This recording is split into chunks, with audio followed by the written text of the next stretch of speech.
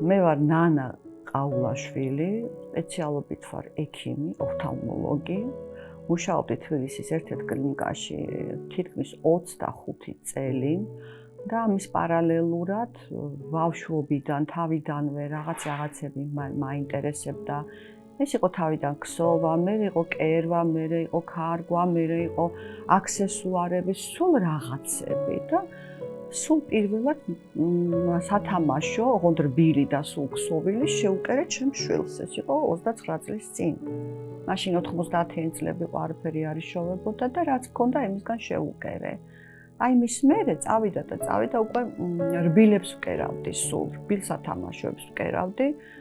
მერე უკვე დავხვეწე, უკვე რაღაცა 60-ით გავულამაზე, მაგრამ რაღაცა ამოუწურე იმაში თავი. და ვფიქრობდი, რომ აი რაღაცა სხვა იქნება და ერთ მშვენიერ დღეს უკვე დაახლოებით 10 წლის წინ ინტერნეტში ვნახე რაღაცა აი ამდაგვარი ნამუშევარი, რომელიც ქვემოთაც ეწერა, რომ ავტორი ესა და ეს და მაშინ მივხვდი, რომ შესაძლებელია თურმე ესეთი რაღაცა სახლში, მე თვითონაც რომ გავაკეთო. დავინტერესდი, შევიძინე რა ინსტრუმენტები სჭირდებოდა, ზოგი სტომატოლოგიური ინსტრუმენტი იყო, თიხა ვიყიდე და დავიწყე აბსოლუტურად აი ცარიელზე ესე ვთქვათ რა, არ ვიცოდი არაფერი ესე ვთქვათ და ეს იყო სრული ციებ-ცხელების ერთი თვე, მთელი ღამები ვარ მეძინა, ვფიქრობდი, ვიყავი ძალიან აღტაცებული, ძალიან დაინტერესებული, სიმხელა სიახლე ხდებოდა. და იმის მერე მოკლედ მიდის და წავიდა და აი ამ საქმეს ისა აქვს კარგი რომ არ გბეზრდება, იმიტომ რომ ყოველი ახალი არის სრულიად სხვა, სახე სხვანაირი აქვს, სამოსი სხვა აქვს, პერსონაჟი სხვა არის.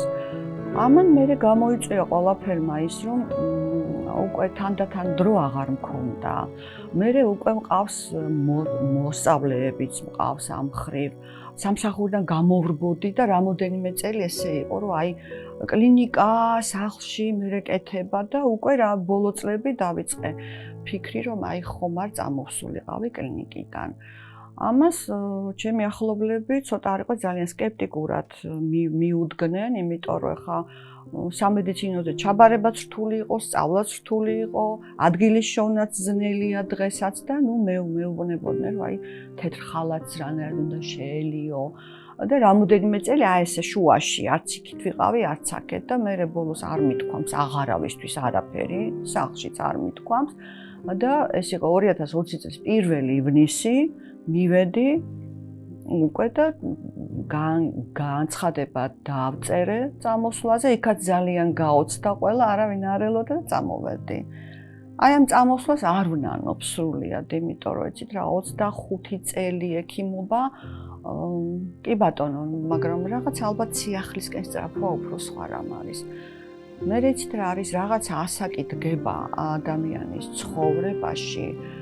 ეს იყო ჩემთან 50 წლიდან, როდესაც ხვდები, რომ რაღაცა სხვა გინდა, სხვა გჭირდება. ფიქრობ, რომ აი მთლად რეალიზებული არ ახარ, რაღაცა სიახლე გინდა და სწორედ ეს სიახლე იყო, ეს ამბავი რას. პირველი იყო, როდესაც აი ცოტა ყური მომჭრა, ეს იყო გერმანიაში ერთ-ერთმა ქალბატონმა წარუდგინა ერთ-ერთ ადამიანს ჩემი თავი, რომ ეს არის ცნობილი ქართველი და ისე შემწვა. სად წავსულიყავი, არ ვიცო და ვიფიქრე ხა ამას ესე გონია მეთქი რა. ხო და აი ბოლომდე დღესაც აი იმიტომ რომ იცით, როდესაც თავიდანვე ამ სპეციალობაზე აბარებ აკადემიაში ვთქვათ და ხელოვანი ხარ, ალბათ უფრო გჯერავს და მე სულ მგონია ხო აი გამომივიდა ეს ერთი და ნახოთ მე რა იქნება. აი ბოლომდე რომ თქვა არ მჯერავს. ერთადერთი იყო აი ახლა ბოლოს, როდესაც ვიყავი, ეს იყო გერმანიის ქალაქ ნოიშტადტში იმართება ყოველწლიურად უკვე დიდი ხანია, პრემია არის ესეთი, მე მეთოჯინეობაში და რამოდენიმე წელია მთხოვდნენ, რომ აი ჩამოდი და წელს გადავწყვიტე წასვლა და ახლა გამარჯვებას არ ველოდი მეთქი, ახლა რომ გადავხედე დანარჩენ ექსპოზიციას რა იყო, მაშინ გავიფიქრე, რომ რაღაცა ვარიანტი მქონდა მეც გამარჯვების.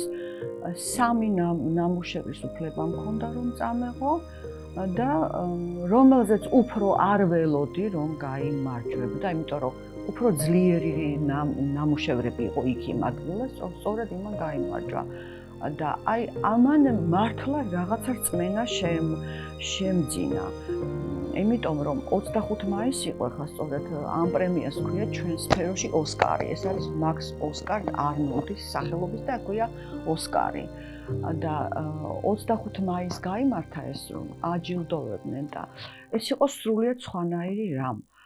იქ ესე იგი ჟიური იყო ძალიან შეთხრი ხალხი და თვითონ ჟიურის წევრი, როდესაც წარადგენდა რომ აი ამან გაიმარჯვა ამაში, იქ მოდიოდა მე აღწერა ისეთი ნამუშევრის, ესე გრანულატი რო ყრია იმისთვის რომ ძიმე იყოს და არ გადაყირავდეს, ისიც კი ნანახი ქონდათ და თქويس.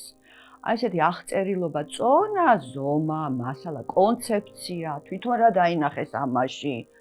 უამრავი დრო ეთმობოდა ამის ანუ საფუძვლიანად იყო ეს ყველაფერი და აი მე აქ რანაირად გავიმარჯვე საერთოდ მეთქი და ახლა სულ ახალი ამბავია, მაგრამ რაღაცა შინაგანი რწმენა ამითი გამიჩნდა. თუმცა შეიძლება გაიაროს რამდენიმე დღემ და ისე თქვა უხარაგწოს მე როგორ. აი ყოველთვის ყურს მჭრის ეს მე დღემდე. ეს მეორე და კიდევ ვეუბნები ხოლმე და ჩემი რჩევა იქნება კიდევ აი ახალგაზრდა ხელოვანებისათვის, ვინც ეხლა ნუჩქარობენ გამოფენაზე გამოიტანონ ნამუშევარი. ნუჩქარობენ ის გაიტანო, რაც მე და მან გავაკეთეთ ერთად. და როდესაც ერთად ძივარს ხედავთ და ძერწავთ ხო რაღაც არ გამოსდეს მე ხელს ვავლებ, ის არ არის მისი პირადი შემოქმედება.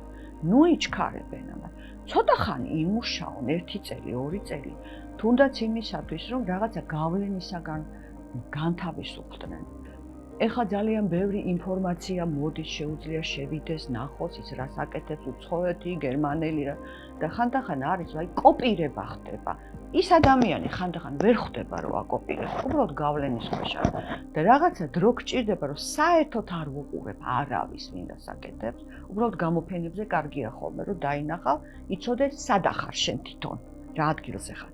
მაგრამ აი ცოტა გახვეწონ ხელი, ცოტა ხანი მოითმინონ იმისთვის რომ აჩვენონ. იმიტომ რომ ეხლა პიროვნულად არავის არ ვეხებ, ხანდახან სასაცილოა ესე. კი ბატონო, გამოფენა იღებს, უცხოეთშიც იღებენ ესეთებს, იმიტომ რომ იქ უკვე ცოტა ფულის ამბებიც არის ზოგან ყველგან არა, რომ გადაიხდი რაღაცა დიდ თანხას და კი ბატონო, დადე და იტყვის. მაგრამ არ არის ეს ლამაზი ესეთი რომ ანხელა ამბიცია თავიდან არ უნდა ქონდეს. საერთოდ ამბიცია არ უნდა ქონდეს, უნდა იყოს ჩუმად. იმუშაო უნდა ბევრი. აი ეს არის და იცით აი თავიდან რომ დავიწყე და შრომობდი, ჩემი დასულ მაგას მეუბნებოდა. ნაყოფი მოვა. ამდენმა შრომამ არ შეიძლება სულ ფიქრობ, რა ნაყოფი უნდა, იცით აი დღეს ახლა ვფიქრობ რომ არის კი.